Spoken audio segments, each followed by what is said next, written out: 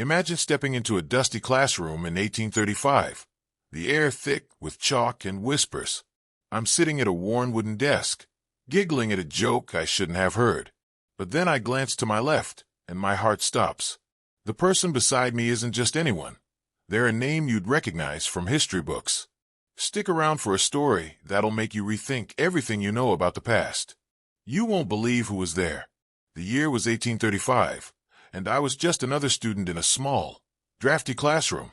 The walls were bare, save for a cracked slate board at the front. My dress itched, layers of cotton and wool stifling in the summer heat. I shifted in my seat, the wood creaking under me. The teacher, a stern woman with a tight bun, droned on about arithmetic. Her voice was a monotone hum, blending with the buzz of a fly circling the room. I wasn't paying attention, though. My mind wandered to the world outside, fields, rivers, and freedom. That's when I heard it, a soft chuckle from the desk beside me. It was quiet, almost hidden, but it pulled me back to the room. I turned my head slightly, curious. Who could find this boring lesson funny? The answer would change everything. I didn't know it yet, but I was sitting next to someone extraordinary. My laughter was about to become a memory I'd never forget. The classroom smelled of old books and candle wax, a faint mustiness clinging to the air. I adjusted my bonnet, its ribbons fraying at the edges. The teacher's chalk scratched the board, each mark a reminder of the endless numbers we were supposed to memorize. I doodled on my slate, a flower taking shape under my fingers. The chuckle came again, louder this time, and I stifled a giggle of my own. It was contagious, that sound, like a spark in a dry field. I glanced sideways, careful not to catch the teacher's eye. The boy next to me had a mischievous glint in his eyes. His hair was messy, his shirt slightly untucked, but there was something sharp about him. He wasn't like the other kids, who slouched or stared blankly. He was scribbling something, not numbers, but words, lots of them. I leaned closer, trying to peek. What I saw made my breath catch. His slate wasn't filled with sums or equations. It was covered in tiny, neat handwriting.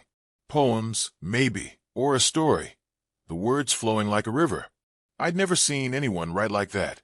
Not in this sleepy town. The teacher's voice faded as I watched him, his hand moving fast, like he couldn't stop. I laughed again, softer this time, and he looked up. Our eyes met, and he grinned, a grin that felt like a secret shared. "You think sums are funny?" he whispered, his voice low but warm. I shook my head, pointing at his slate. "That's not arithmetic," I whispered back. He winked, like he knew something I didn't. The teacher's ruler slammed on her desk, and we both froze. But in that moment, I felt a connection, like I was part of something bigger. Little did I know, I was sitting next to a future legend. The lesson dragged on, but my focus stayed on him. His name was scrawled at the top of his slate, Samuel. Just Samuel, no last name yet, but it was enough to make me curious. I'd seen him around town, always with a book or a pencil, always apart from the others. He wasn't loud or boastful like the boys who chased frogs by the creek. He was quiet, thoughtful, but his eyes sparkled with ideas. I wondered what he was writing, what worlds he was building on that slate. My own slate was a mess of half-drawn flowers and smudged chalk. I envied his focus, his purpose. The teacher called my name, snapping me back. I mumbled an answer, wrong, of course, and the class snickered. Samuel didn't laugh. He just kept writing. I wanted to know more about him, about those words. By noon, the sun poured through the windows, making the room feel like an oven. We were dismissed for lunch, and I lingered, watching Samuel pack his slate carefully. I followed him outside, where kids scattered to eat under the oaks. He sat alone, pulling out a small notebook instead of food. I hesitated, then sat beside him, my bread and cheese untouched. "What are you writing?" I asked, bold for once. He looked surprised but not annoyed. "Stories," he said simply, like it was the most natural thing. I pressed him, curious, and he read me a line, something about a river and a boy who dreamed of adventure. It was beautiful, like music. I laughed, not mocking, but amazed. How could someone my age write like that? I didn't know it, but I was witnessing genius in its earliest form. The afternoon lessons were worse, geography, with maps that looked like puzzles. I kept stealing glances at Samuel, who seemed unbothered by the teacher's glare. He was still writing, even when he should have been copying capitals. I wondered what it was like to have so many ideas, to see the world the way he did. My own thoughts felt small, tied to chores and family. His seemed boundless, like the sky. I laughed again when he caught me staring, and he slid his slate toward me. "Write something," he said, daring me. I froze, my hand trembling as I picked up the chalk. I scribbled a clumsy line about a bird, and he nodded, encouraging. It felt like a gift, his approval. I didn't know then that his words would one day change the world. Days passed, and I found myself drawn to Samuel's quiet energy. He wasn't like the others, who teased or ignored me. He shared his stories, each one better than the last. One was about a boy who ran away on a raft, chasing freedom. I laughed at the funny parts, held my breath at the sad ones. The classroom became our stage, where we whispered ideas between lessons. The teacher caught us once, her ruler pointing like a sword. "Focus," she barked, but Samuel just smirked. I admired his bravery, his refusal to shrink. I started writing, too, inspired by him. My words were simple, but he read them like they mattered. I felt seen, valued. Little did I know, I was sitting next to a boy who'd become a literary giant. One day, Samuel showed me a sketch, a steamboat, rough but detailed. He said he wanted to sail one someday, to see the world beyond our town. His eyes lit up when he talked, and I believed he could do it. I laughed when he mimicked the captain's voice, deep and dramatic. But beneath the humor was something serious, a hunger for more. I started to see the world through his stories, the rivers and forests alive with possibility. I wasn't just a girl in a small town anymore. I was part of his imagination. The classroom, once dull, felt like a gateway.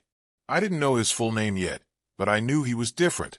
His dreams were too big for this place. I was lucky to be beside him, sharing that spark. The seasons changed, and so did our friendship. We'd sit by the river after school, him reading, me listening. His stories grew bolder, filled with characters who defied the world. I laughed at their antics, but I saw the truth in them, his longing for freedom, for meaning. I started writing more, my own stories clumsy but honest. Samuel never judged. He'd suggest a word or a twist, making them better. The teacher noticed my distraction, my slate now full of words instead of numbers. She didn't approve, but I didn't care. Samuel's world was more real than her lessons. I didn't know it, but I was sitting next to someone whose name would echo through time. His stories were just the beginning. By winter, the classroom was colder, our breath visible in the air. Samuel's stories kept me warm, each one a fire in my mind. He wrote about rivers, about boys who fought for what was right. I laughed when he described a trickster outsmarting everyone, but I saw the depth beneath the humor, the questions he was asking. Who was free? Who wasn't? I started to see our town differently, the rules and roles we all followed. Samuel's words made me question them. I wasn't just a girl laughing in class anymore. I was waking up. He was still just Samuel to me, but I sensed he was meant for more. I was right beside him, watching history take shape. Spring brought mud and new lessons, but my mind stayed on Samuel's stories.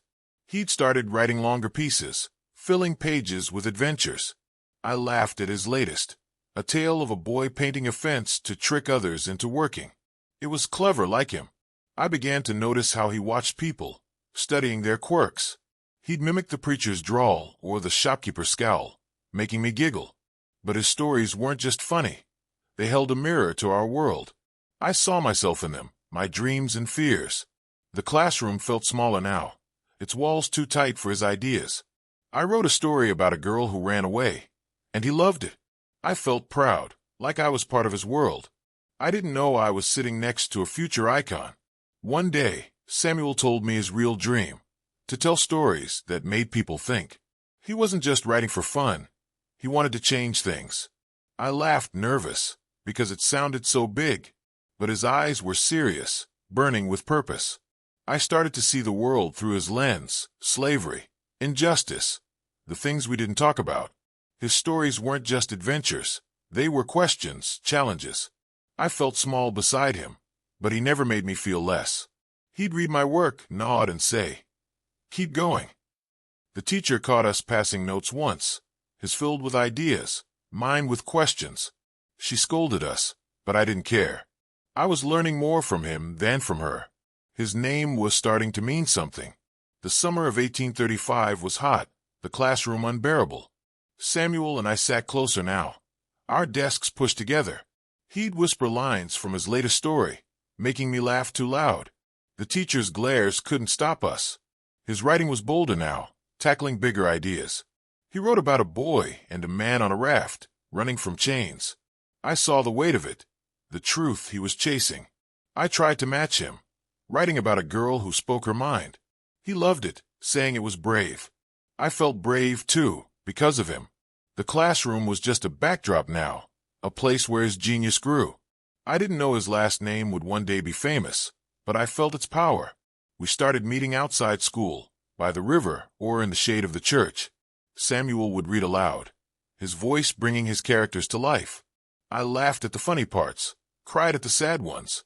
His stories made me feel alive, like I could be more than I was. I wrote more, too, my words growing stronger with his encouragement. He'd tease me when I got stuck, but always helped me find the next line. The town felt different now, alive with stories only we saw. I didn't know I was sitting next to someone whose books would shape a nation.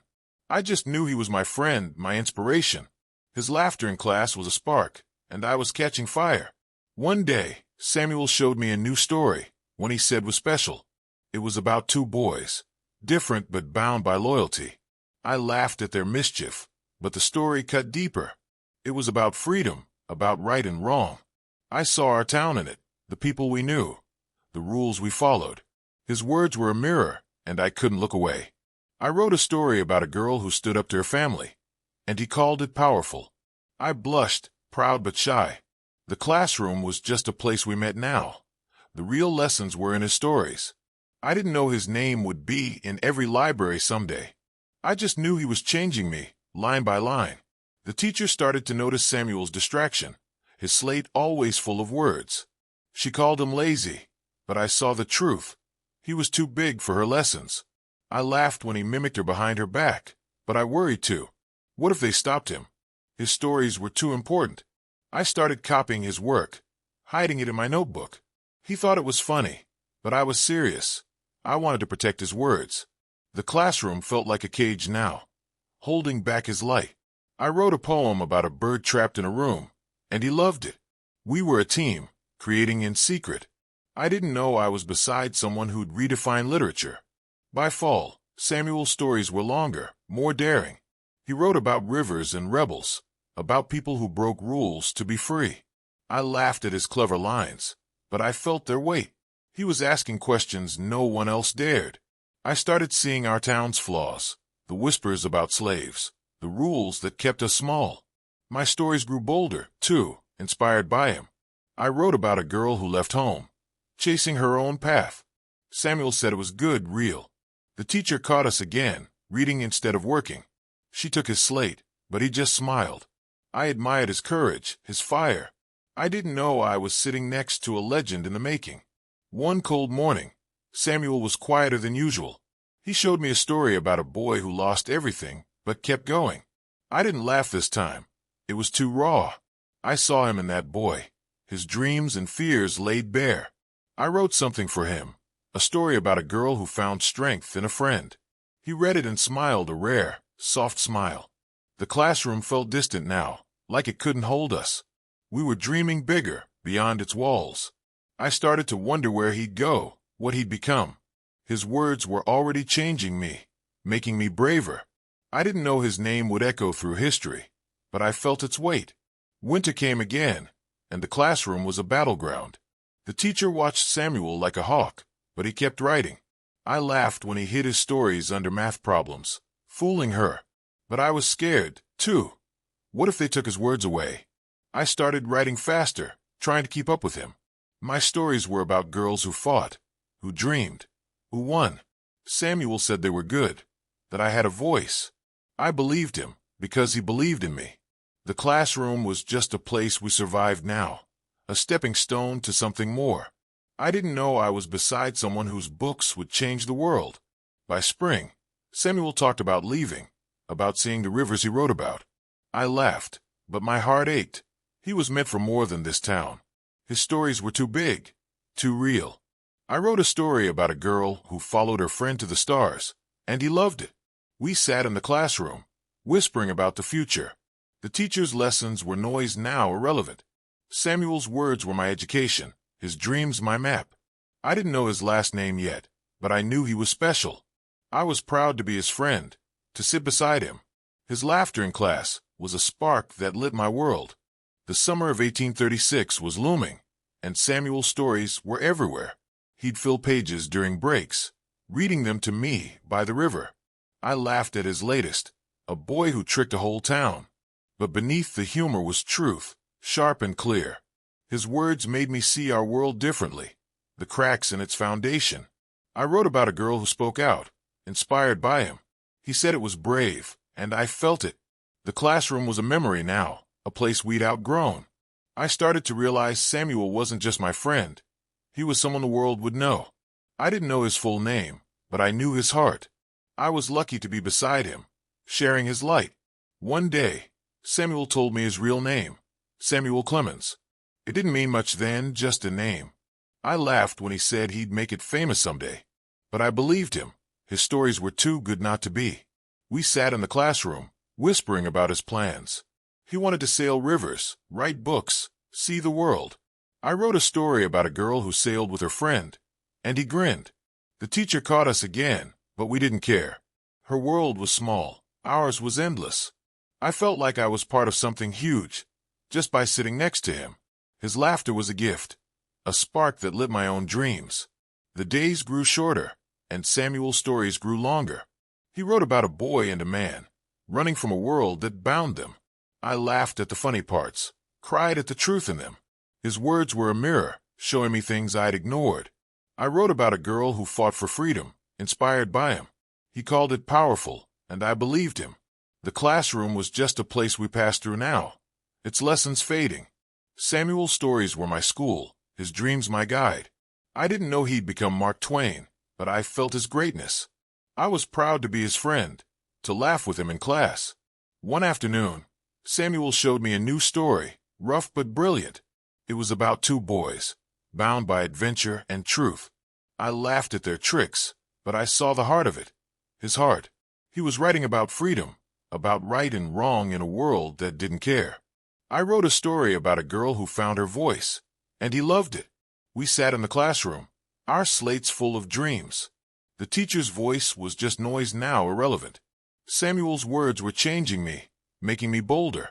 I didn't know his name would be in every bookshop someday. I just knew he was my friend, my inspiration. Fall came, and Samuel talked more about leaving. He wanted to see the Mississippi, to live the stories he wrote. I laughed, but my heart was heavy. He was meant for more than this town. I wrote a story about a girl who let her friend go, and he read it quietly.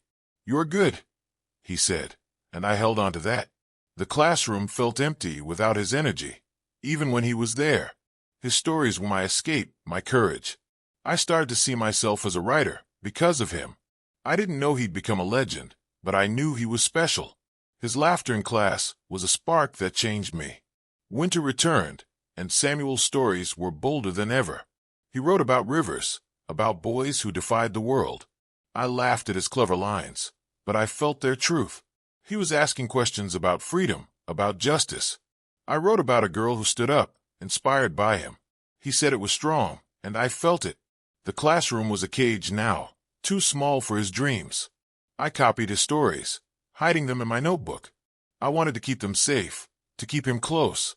I didn't know his words would shape a nation. I just knew he was my friend, my light in that dusty room. One day, Samuel told me he was leaving soon.